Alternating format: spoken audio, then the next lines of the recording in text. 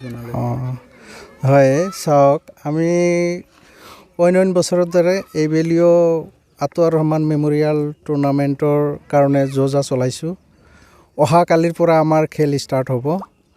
আমাৰ খেলখন একচুৱেলি প্ৰথমতে হ'ব গোসাইগাঁও গ্ল'বেল আৰু কোকৰাঝাৰ ছাইৰ মাজত।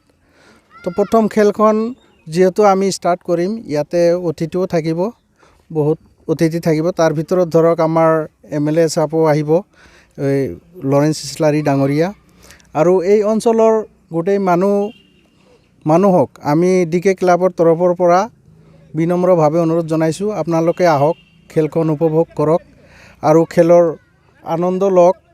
এই খেলখন উপভোগ কৰাৰ কাৰণে সমূহ ৰাইজক DK ক্লাবৰ তৰফৰ পৰা বিনম্ৰভাৱে অনুৰোধ জনাইছোঁ।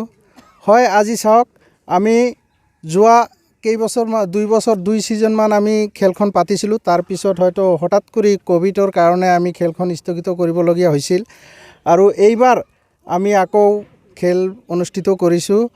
তো গতিকে আপোনালোক সকলোৰে, এই অঞ্চলৰ ৰাইজসকলৰ সহায় সহযোগিতা আন্তৰিকতাৰে কামনা কৰিছোঁ, আৰু খেলখন উপভোগ কৰিবলৈ DK ক্লাবৰ তৰফৰ পৰা অনুৰোধ জনাইছোঁ।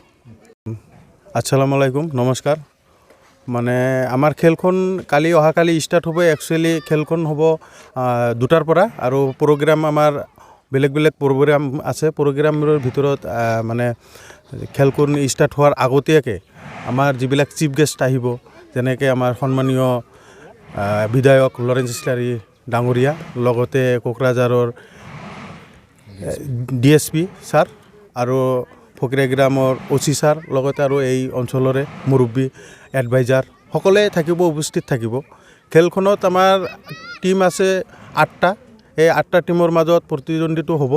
কালি ফাৰ্ষ্ট মেচটোত হিচাপত আমি গোসাইগাঁও গ্ল'বেল ভাৰ্চেছ কোকৰাঝাৰ ছাইৰ মাজত আমি অনুষ্ঠিত কৰিম। খেলখন 2টা বজাৰ পৰা অনুষ্ঠিত হ'ব, আৰু আমি এই হিচাপতে খেলখন পাৰ কৰিম।